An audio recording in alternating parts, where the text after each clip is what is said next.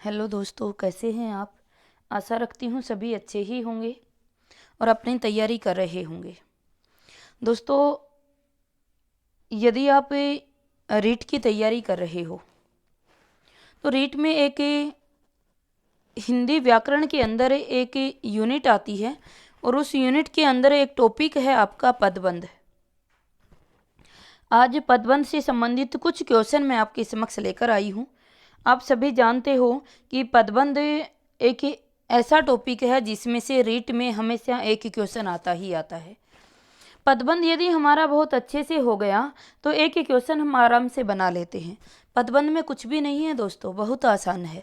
बस हमें समझना होता है। थोड़ी सी अगर हमें पहचान मिल जाती है तो पदबंध हमारा कभी गलत नहीं होता है। मेरे पास बहुत से कमेंट्स आ रहे थे दोस्तों के, मैम पदबंध समझ नहीं आता है। पदबंध को एक बार आसान भाषा में समझा दीजिए। दोस्तों, आज कोशिश की है पदबंध को आसान भाषा में समझाने की। पहले कुछ क्वेश्चन हम करें, उससे पहले मैं आपको पदबंध की पहचान बताती हूँ। केवल छोटी छोटी पहचान है जिसके साथ हम आराम से पदबंध को समझ सकते हैं। आइए हम पहले देख लेते हैं कि पदबंध की पहचान को लेकर हम कुछ देखते हैं। दोस्तों, पदबंध कहते किसे हैं? एकाधिक पदों से बंधी हुई व्याकरणिक इकाई को पदबंध कहते हैं, जिसका अपना पूरा अर्थ नहीं होता है। क्वेश्चन जो इम्पोर्टेंट होते हैं वो ये होते हैं। क्वेश्चन पूछा जाता है कि पदबंध के कितने प्रकार होते हैं या पदबंध कितने प्रकार का होता है, तो दोस्तों आपका आंसर रहेगा 5। पदबंध 5 प्रकार का होता है।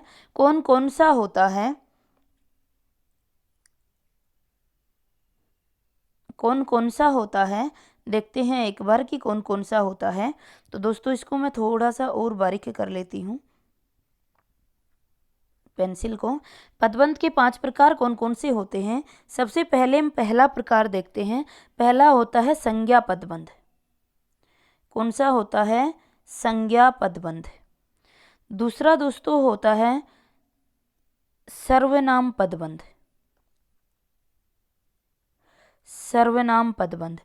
तीसरा होता है आपका विशेषण पदबंध। विशेषण पदबंध। चौथा होता है आपका क्रिया पदबंध। और 5वां प्रकार होता है क्रिया विशेषण पदबंध। क्रिया विशेषण पदबंध। ये 5 प्रकार के पदबंध होते हैं। संज्ञा पदबंध, सर्वनाम पदबंध, विशेषण पदबंध, क्रिया पदबंध और क्रिया विशेषण पदबंध। एक एक के बारे में अब थोड़ी सी जानकारी लेंगे कि ये जो पदबंध हैं। सबसे पहले हम बात करते हैं कि जो पदबंध है उसके 2 अंग हुआ करते हैं। एक तो हुआ करता है शीर्ष पद। पदबंध के 2 अंग होते हैं। एक होता है शीर्ष पद और दूसरा होता है आपका आश्रित पद। एक शीर्ष पद होता है और एक आश्रित पद होता है। जो शीर्ष पद वह होता है जिस पर अन्य पद आश्रित रहते हैं। जिस पद पर अन्य पद आश्रित रहते हैं वो शीर्ष पद कहलाता है। और शीर्ष पद पर जो पद आश्रित रहते हैं उनको आश्रित पद कहते हैं। इतना समझ आया? पद और शब्द में अंतर सभी जानते ही होंगे। कोई भी जो शब्द है, जब इस शब्द को वाक्य में प्रयोग कर दिया जाए तो यह आपका पद कहलाता है।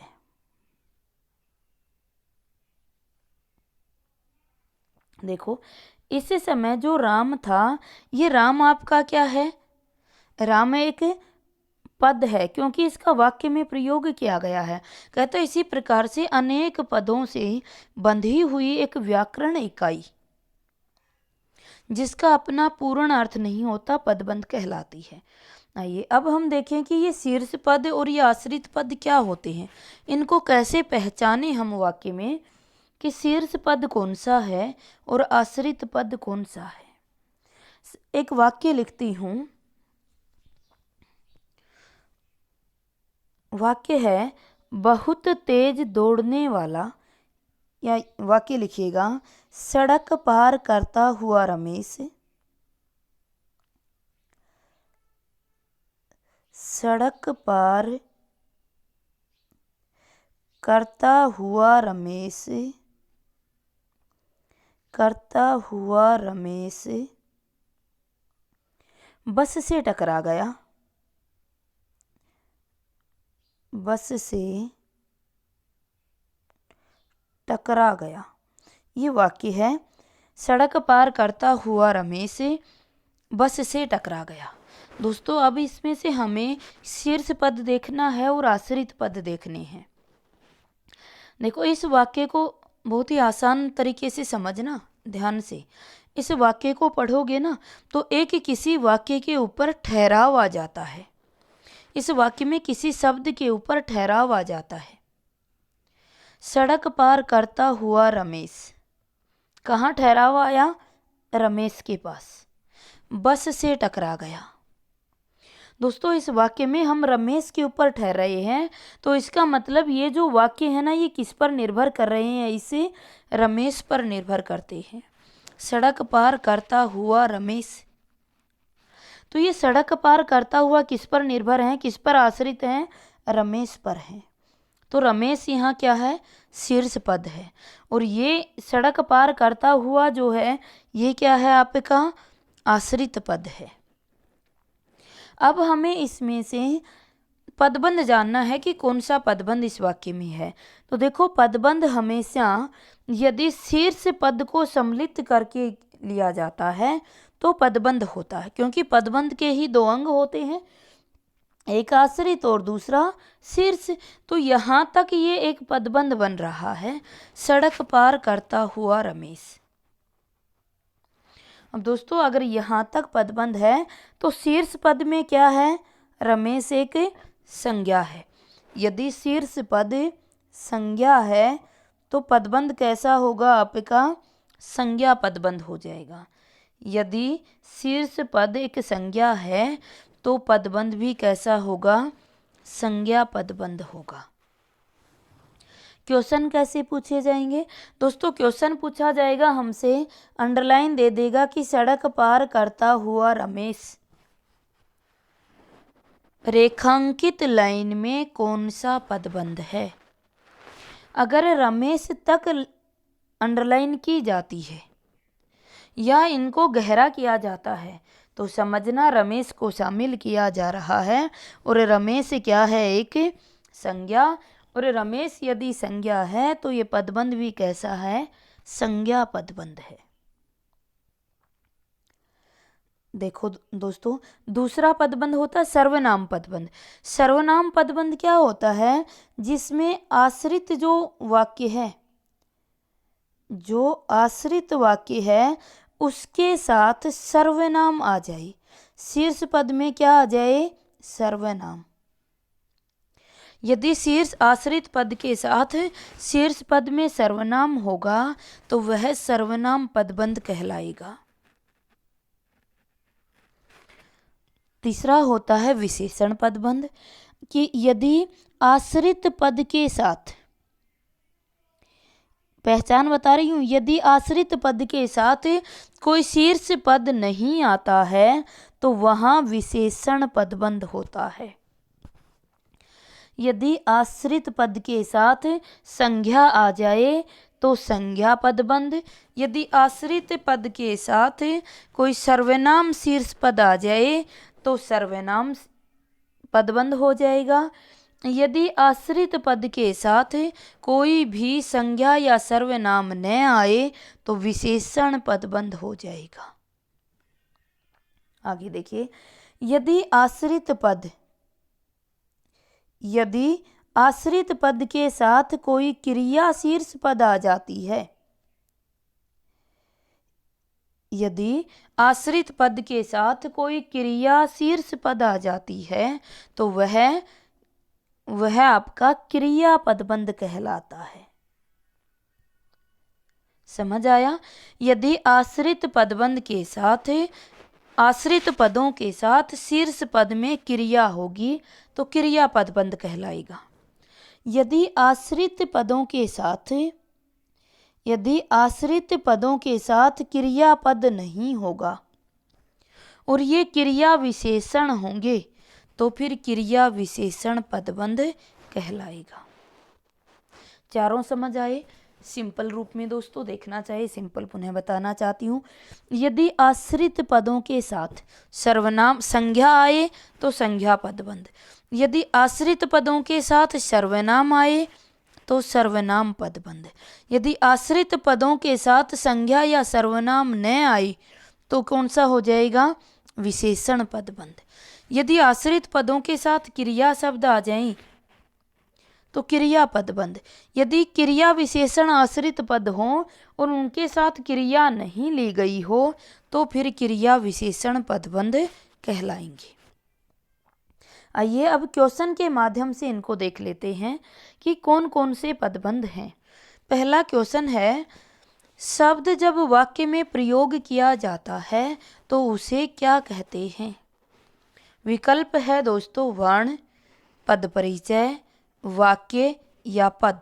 जल्दी से कमेंट करके आंसर दीजिए। आप सभी को कमेंट करके आंसर देना है कि शब्द जब वाक्य में प्रयोग किया जाता है तो उसे क्या कहते हैं। दोस्तों आंसर सभी को पता है, क्या हो जाएगा? आंसर हो जाएगा हमारा डी, क्या कहते हैं? पद कहते हैं। शब्द को जब वाक्य में प्रयोग कर दिया जाता है तो वह पद बन जाता है। अगला क्वेश्चन देखिए। अगला क्वेश्चन दोस्तों हमारे समक्ष है, मेरा बड़ा बेटा पेरिस जा रहा है, रेखांकित पदबंध का नाम क्या है? दोस्तों क्वेश्चन को पढ़िएगा। मेरा बड़ा बेटा पेरिस जा रहा है, रेखांकित पदबंध का नाम बताना है कि इसमें कौन सा पदबंध है। विकल्प है क्रिया विशेषण पदबंध, संज्ञा पदबंध, सर्वनाम पदबंध या विशेषण पदबंध। जल्दी से कमेंट करके आंसर दीजिए दोस्तों।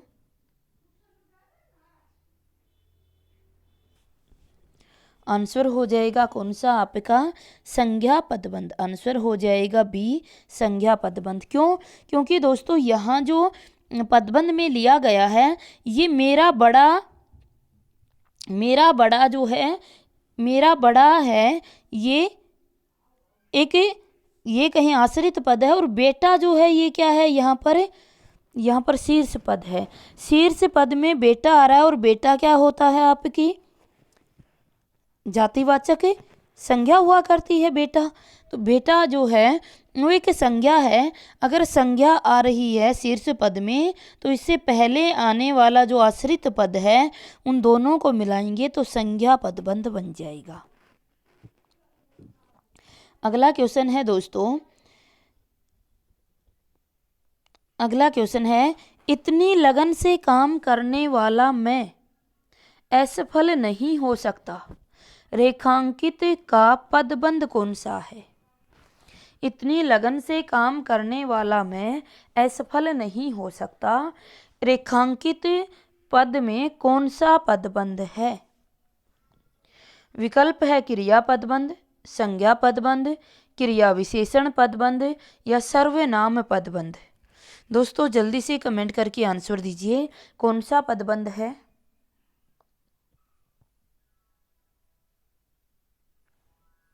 आंसर हो जाएगा हमारा द, कौन सा? सर्वनाम पदबंध।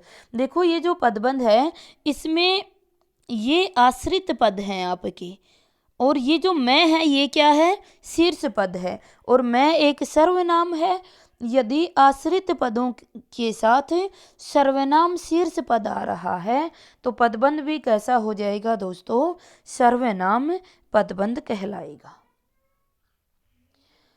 अगला क्वेश्चन है दोस्तों, श्याम का बड़ा भाई रमेश कल आया था, श्याम का बड़ा भाई रमेश कल आया था, रेखांकित में कौन सा पदबंध है? विकल्प है संज्ञा पदबंध, क्रिया विशेषण पदबंध, सर्वनाम पदबंध या क्रिया पदबंध। दोस्तों जल्दी से कमेंट करके आंसर दीजिए, कौन सा पदबंध है? आंसर हो जाएगा दोस्तों ए संज्ञा पदबंध। देखो श्याम का बड़ा भाई रमेश, तो यह श्याम का बड़ा भाई है, ये आश्रित पद है और रमेश एक शीर्ष पद है। जब इसको हम बोलेंगे तो शीर्ष पद पहचानने का दूसरा तरीका ये भी देखो कि जब वाक्य को बोलोगे और वाक्य में जहां भी ठहराव आ गया समझो वही शीर्ष पद में लिया जा रहा है। श्याम का बड़ा भाई रमेश कल आया था, तो रमेश पे ठहराव आ रहा है, रुकाव आ रहा है, रमेश पे वाक्य थोड़ा आराम ले रहा है, बोलते समय वाणी थोड़ी आराम ले रही है, रुक रही है यहाँ पे, तो रुक रही है तो शीर्ष पद में कौन है? रमेश। और रमेश दोस्तों क्या है? एक संज्ञा है। यदि आश्रित पदों के बाद संज्ञा शीर्ष पद में आए तो पदबंध कौन सा होगा? संज्ञा पदबंध हो जाएगा। आंसर हो जाएगा ए। अगला क्वेश्चन देखो दोस्तों, अगला क्वेश्चन है अरुणिमा धीरे धीरे चलते हुए वहां जा पहुंची। अरुणिमा धीरे धीरे चलते हुए वहां जा पहुंची। तो दोस्तों इसमें जो रेखांकित है उसमें कौन सा पदबंध है?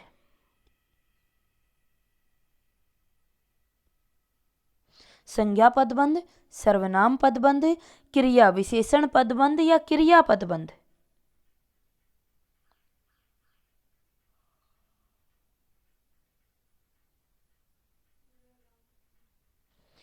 देखो दोस्तों जल्दी से आंसर बताइए। आंसर हो जाएगा इसका स क्रिया विशेषण पदबंध। क्यों हो जाएगा समझिएगा इसको एक बार। रेखांकित है धीरे धीरे चलते हुए। अब धीरे धीरे चलते हुए में क्या है? जा पहुंचना, यह मुख्य क्रिया थी आपकी। मुख्य क्रिया क्या थी? जा पहुंचना, लेकिन जा पहुंचना तक अंडरलाइन नहीं है। जा पहुंचना जो है ये क्रिया शब्द है और ये क्रिया की विशेषता बता रहा है, केवल आश्रित पद को ही लिया है, धीरे धीरे चलते हुए। ये धीरे धीरे चलते हुए एक क्रिया विशेषण पद है, तो ये पदबंध भी कैसा होगा? क्रिया विशेषण पदबंध होगा। अगर ये कहता कि अरुणिमा धीरे धीरे चलते हुए वहां जा पहुंची के नीचे अंडरलाइन होता तो दोस्तों ये क्या होता? आपका क्रिया पदबंध कहलाता। लेकिन यहां दिया गया केवल कि धीरे धीरे चलते हुए, तो ये चलने का तरीका बताया जा रहा है, धीरे धीरे चलते हुए। पहुंचने का तरीका बताया कि कैसे जा पहुंची, धीरे धीरे चलते हुए। अब जो जाना था ये क्रिया थी और इसकी विशेषता बताई जा रही है कि धीरे धीरे चलते हुए, तो ये विशेषता है। वैसे अंडरलाइन भी केवल विशेषण शब्दों तक ही ली गई है, तो क्या होगा? क्रिया विशेषण पदबंध हो जाएगा। अगला क्वेश्चन है हमारे पास, जंग में मरने वाले सैनिक आदरणीय होते हैं। जंग में मरने वाले सैनिक आदरणीय होते हैं। पदबंध का पता लगाना है दोस्तों, जल्दी से कमेंट करके आंसर दीजिए कौन सा पदबंध है। अब तक के जो क्वेश्चन थे उन क्वेश्चनों में हमारे समक्ष अंडरलाइन दी जा रही थी, रेखांकित पद में पूछा जा रहा था, लेकिन दोस्तों यहाँ रेखांकित नहीं है। फिर भी आपको पदबंध की पहचान करनी है। कैसे करेंगे? वाक्य को बोलकर देखेंगे, जहां पर भी वाक्य में ठहराव आ जाएगा हम समझ लेंगे वही पदबंध यहाँ है। तो बोल के देखिए वाक्य को, जंग में मरने वाले सैनिक आदरणीय होते हैं। कहाँ ठहराव आ रहा है दोस्तों? सैनिक के ऊपर ठहराव आ रहा है। अगर सैनिक पर ठहराव आ रहा है हमारा, अगर सैनिक पर ठहराव आ रहा है तो सैनिक क्या है? एक संज्ञा शब्द है, तो यहाँ पदबंध कौन सा हो जाएगा? आपका संज्ञा पदबंध हो जाएगा। अगला क्वेश्चन देखिए। अगला क्वेश्चन है दोस्तों, महंगे दामों पर खरीदी वस्तु लंबे समय तक चलती है। आप भी मेरे साथ वाक्य को बोलकर देखें, महंगे दामों पर खरीदी वस्तु लंबे समय तक चलती है। ठहराव कहाँ आ रहा है दोस्तों? जल्दी से कमेंट करके आंसर दीजिए कि कौन सा पदबंध इसमें होगा।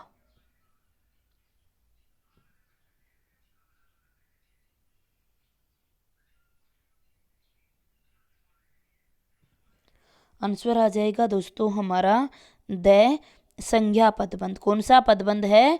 संज्ञा पदबंध है। क्यों? क्योंकि वस्तु के ऊपर ठहराव आ रहा है और वस्तु क्या है? संज्ञा है। तो हमारा पदबंध भी कौन सा हो जाएगा?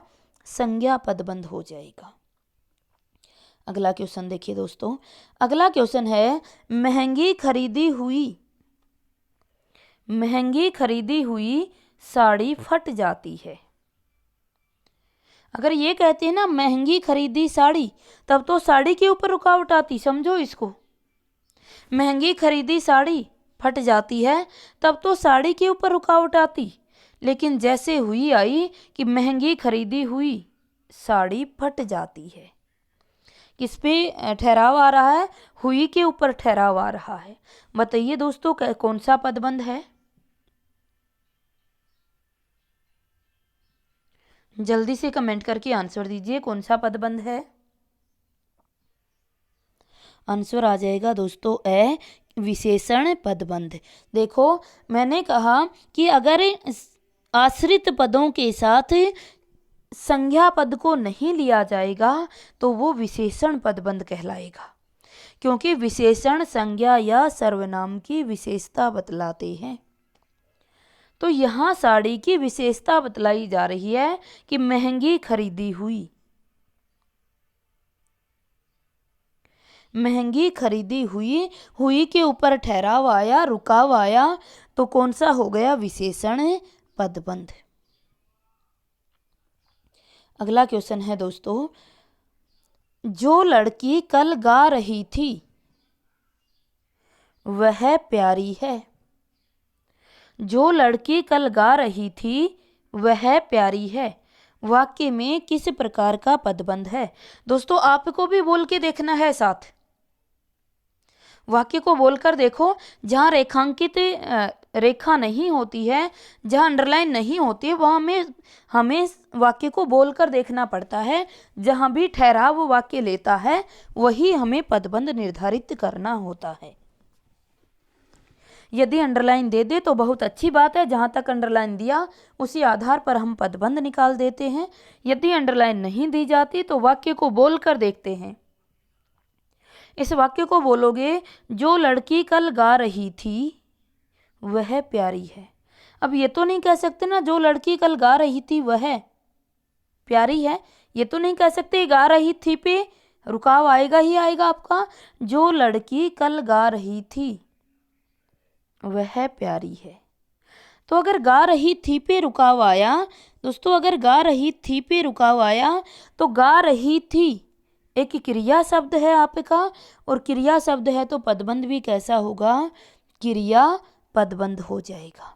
दोस्तों ये 10 क्वेश्चन थे। सीधा क्वेश्चन देकर आपसे पूछेगा कि किस प्रकार का पदबंध इस वाक्य में है। या तो अंडरलाइन करके देगा, दो ही प्रकार से इसमें से पूछेगा, या तो अंडरलाइन करके देगा कि रेखांकित पदों में कौन सा पदबंध है। तो हम आसानी से पहचान जाएंगे कि आश्रित पद होगा और उसके बाद में शीर्ष पद होगा। अगर आश्रित पद तक है तो या तो क्रिया विशेषण है या विशेषण है। अगर आश्रित पदों के साथ कोई शीर्ष पद भी लिया जा रहा है, अगर संज्ञा ली जा रही है तो संज्ञा पदबंध, यदि सर्वनाम लिया जा रहा है तो सर्वनाम पदबंध, और यदि क्रिया ली जा रही है तो क्रिया पदबंध। लेकिन जब शीर्ष पद को नहीं लिया जाए, अगर ये आश्रित पद किसी की विशेषता को प्रकट कर रहे हों तो फिर वो विशेषण पदबंध होंगे। ये आश्रित पदबंध यदि क्रिया की विशेषता को प्रकट कर रहे हैं तो क्रिया विशेषण हो जाएंगे। दोस्तों यहाँ शीर्ष पद में जो लड़की कल गा रही थी, इसमें गाने को ले लिया है। गा रही थी शीर्ष पद है, जो लड़की कल जो है ये आश्रित पद है आपका। तो यहाँ शीर्ष पद में क्रिया आई हुई है, और क्रिया आई है तो पदबंध भी कैसा है? क्रिया पदबंध है। अच्छे से समझ आया दोस्तों। चलिए अब जो आगे के कुछ क्वेश्चन हैं, वो क्वेश्चन ये 2 तरीके के क्वेश्चन थे जो आपसे पूछे जाते थे पदबंध से। आगे कुछ विशेष प्रकार के क्वेश्चन और पूछे जाते हैं, उनको मैं आपके समक्ष रखती हूँ। सभी को कमेंट करके अवश्य आंसर देना है। दोस्तों अगला जो मेरा क्वेश्चन है वो क्वेश्चन है, ये थोड़े से बड़े क्वेश्चन है तो स्क्रीन छोटी करनी पड़ेगी, देखिएगा। क्वेश्चन है, निम्न में से कौन सा कथन असत्य है? कौन सा कथन असत्य है वह हमें निकालना है कि इनमें से कौन सा कथन हमारा असत्य है।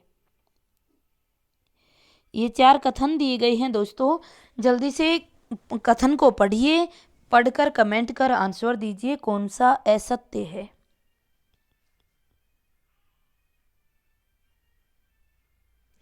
जल्दी से आंसर दीजिए, फिर आगे बढ़ेंगे। अगर ये सभी क्वेश्चन सही होते हैं तो इसका मतलब आपको पदबंध अच्छे से समझ आ गए हैं। हर प्रकार का क्वेश्चन मैंने यहाँ बनाया है जो पदबंध से पूछा जाता है।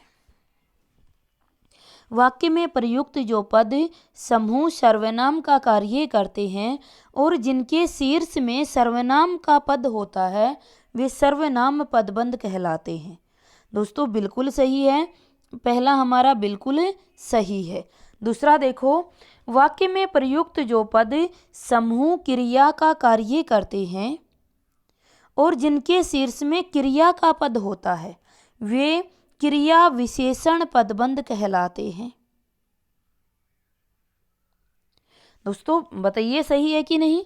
वाक्य में प्रयुक्त जो पद समूह क्रिया का कार्य करते हैं और जिनके शीर्ष में क्रिया का पद होता है वे क्रिया विशेषण पदबंध कहलाते हैं।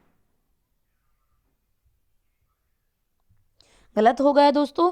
अगर आपके शीर्ष पद में क्रिया का पद रहेगा तो वो क्रिया विशेषण नहीं, वो क्रिया पदबंध कहलाएंगे। तो कौन सा असत्य हो गया हमारा? बी असत्य हो गया। तीसरा देखो, वाक्य में प्रयुक्त जो पद समूह संज्ञा का कार्य करते हैं और जिनके शीर्ष में संज्ञा का पद होता है वे संज्ञा पदबंध कहलाते हैं। बिल्कुल सही है, जब शीर्ष में संज्ञा होगा तो संज्ञा पदबंध कहलाएंगे। तो ये भी हमारा सही है। तो सही कौन सा नहीं है? कौन सा सही नहीं है? तो दोस्तों बी सही नहीं है। अगला क्वेश्चन देखिए। अगला क्वेश्चन है दोस्तों,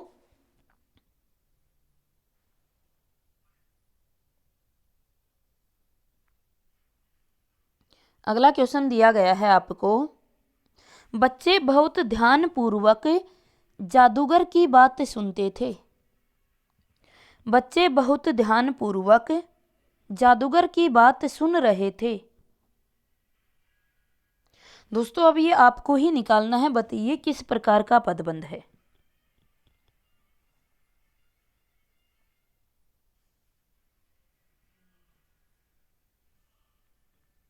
जल्दी से कमेंट करके आंसर दीजिए।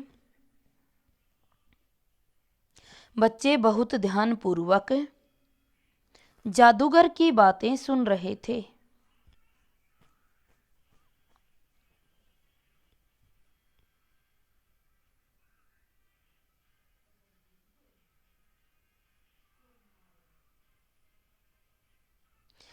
देखिए दोस्तों, विकल्प है क्रिया विशेषण पदबंध, क्रिया पदबंध, संज्ञा पदबंध या विशेषण पदबंध। आंसर आ जाएगा दोस्तों क्रिया विशेषण पदबंध। क्यों आ जाएगा एक बार सोचिएगा। बच्चे बहुत ध्यानपूर्वक, यहाँ रुकाव आ रहा है, बहुत ध्यानपूर्वक। अब जो ध्यानपूर्वक है ये आपके मस्तिष्क में आया होगा, अपने कुछ आंसर भी दिए हैं दोस्तों ने कि यह विशेषण पदबंध है। दोस्तों नहीं, देखो ये बात सत्य है कि इसमें जो आश्रित पद है वो क्या है? बहुत ध्यानपूर्वक है। बहुत ध्यानपूर्वक आश्रित पद है और इसके साथ में जादूगर को नहीं लिया गया है। लेकिन ध्यानपूर्वक एक विशेषण शब्द नहीं है, ध्यानपूर्वक एक क्रिया विशेषण शब्द है। मेरी बात समझ रही हो? बहुत ध्यानपूर्वक किसी व्यक्ति की विशेषता नहीं बता रहा है, किसी वस्तु की विशेषता नहीं बता रहा है। ये किसकी विशेषता बता रहा है? क्रिया की विशेषता बता रहा है। बहुत ध्यानपूर्वक चल रहा है, बहुत ध्यानपूर्वक सुन रहा है, बहुत ध्यानपूर्वक खा रहा है। तो ये जो ध्यानपूर्वक शब्द है ना, ये क्रिया विशेषण शब्द है। विशेषण शब्द संज्ञा या सर्वनाम की विशेषता बताते हैं, लेकिन ये जो बहुत ध्यानपूर्वक शब्द आया, ये क्रिया की विशेषता बता रहा है। तो आंसर भी क्या हो जाएगा? क्रिया विशेषण हो जाएगा। आगे बढ़ते हैं दोस्तों। अगला क्वेश्चन हमारे समक्ष है, वाक्य में प्रयुक्त जो पद समूह संज्ञा का कार्य करते हैं और जिनके शीर्ष में संज्ञा का पद होता है, वे क्या कहलाते हैं? जल्दी से कमेंट करके आंसर दीजिए। क्रिया पदबंध, संज्ञा पदबंध, सर्वनाम पदबंध या विशेषण पदबंध? दोस्तों जल्दी से कमेंट करके आंसर दीजिए।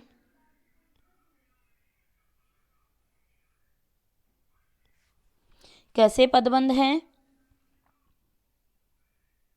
जिनके शीर्ष में संज्ञा होगी दोस्तों, जिनके शीर्ष में संज्ञा होगी, कैसे पदबंध हो जाएंगे? संज्ञा पदबंध।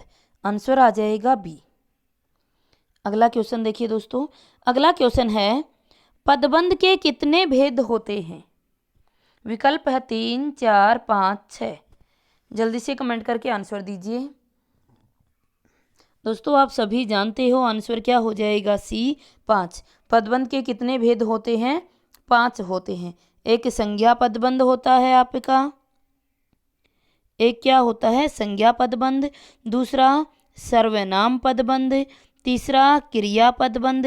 चौथा क्रिया विशेषण पदबंध और पांचवा विशेषण पदबंध। सबसे पहले संज्ञा, फिर सर्वनाम, फिर चाहे यहीं पे विशेषण रख लो, विशेषण पदबंध, फिर क्रिया पदबंध और फिर क्रिया विशेषण पदबंध। अगला क्वेश्चन देखिए दोस्तों। अगला क्वेश्चन है, इनाम में प्राप्त पैसे, इनाम में प्राप्त पैसे उसने जुए में गंवा दिए। देखो अगर पैसे पे रुकाव लोगे तो फिर उसने पे दोबारा रुकना पड़ेगा आपको, तो इसका मतलब पैसे पे रुकना उचित नहीं है, उसने पे रुकना उचित है। इनाम में प्राप्त पैसे उसने जुए में गंवा दिए। अब देखो दोस्तों, इनाम में प्राप्त पैसे उसने जुए में गंवा दिए, तो किस प्रकार का पदबंध है? जल्दी से कमेंट करके आंसर दीजिए।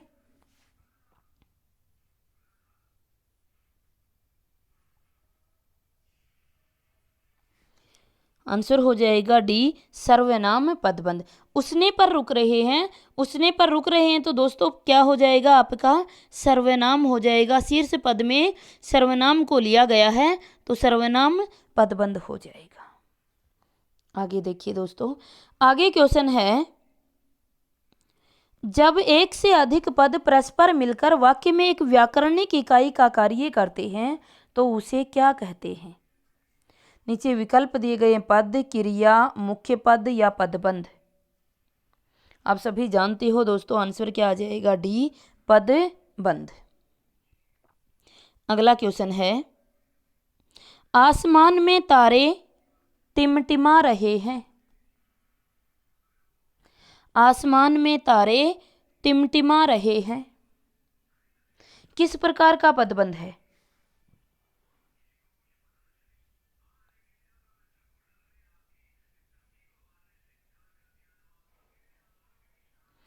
टिमटिमा रहे हैं। दोस्तों टिमटिमाना क्या है? एक क्रिया होती है, तो कैसा पदबंध है इसमें? क्रिया पदबंध हो जाएगा। आंसर हो जाएगा बी, क्रिया पदबंध। आगे देखो, नेक्स्ट क्वेश्चन है, क्रिया विशेषण पदबंध का एक उदाहरण इनमें से कौन सा नहीं है? क्रिया विशेषण का कौन सा नहीं है? दोस्तों यदि ये आंसर आपने ठीक किया तो समझ लेना कि आपको बहुत अच्छे से समझ आ गए हैं पदबंध। जल्दी से कमेंट करके आंसर दीजिए, क्रिया विशेषण पदबंध का एक उदाहरण नहीं है।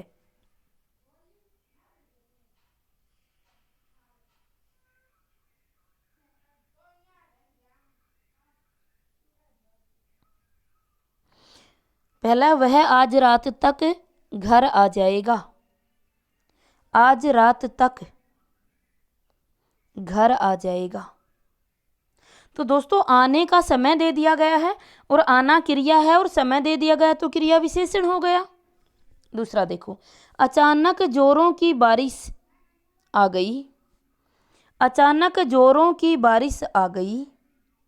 आ गई क्रिया थी और जोरों की क्या है, एक विशेषता बताई जा रही है। बारिश आना एक क्रिया है, बारिश का आना एक क्रिया है और उसकी विशेषता बताई कि कैसे आ गई, जोरों से आ गई है, क्रिया विशेषण हो गया।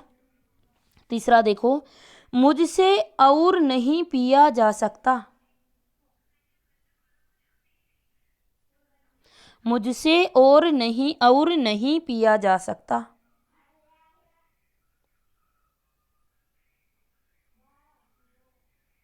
नेक्स्ट देखो, युवक धीरे धीरे लंगड़ाता हुआ चल रहा था।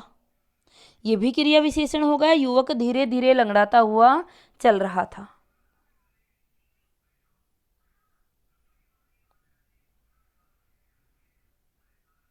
दोस्तों बताइए कौन सा इसमें है, कौन सा क्रिया विशेषण नहीं है।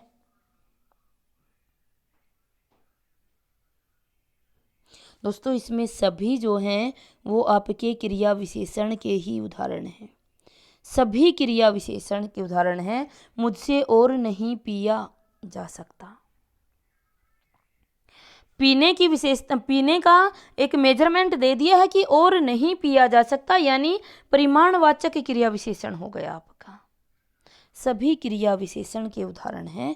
तो दोस्तों ये थे आपके पदबंध से संबंधित क्वेश्चन और आशा रखती हूँ आप सभी को पदबंध अच्छे से समझ आए होंगे। इसमें सरल से सरल और कठिन से कठिन बनने वाला क्वेश्चन मैंने इसी क्लास में उठाया है। दोस्तों कहना चाहूँगी यदि क्लास अच्छी लगी तो लाइक अवश्य कर दीजिए।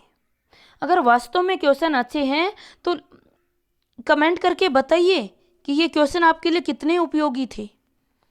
दोस्तों अगर ऐसा है ये क्वेश्चन उपयोगी होते हैं तो मैं कोशिश करूंगी कि रीट में आने वाला हर एक हिंदी व्याकरण का टॉपिक के क्वेश्चन मैं आपके साथ यहाँ साझा करूं।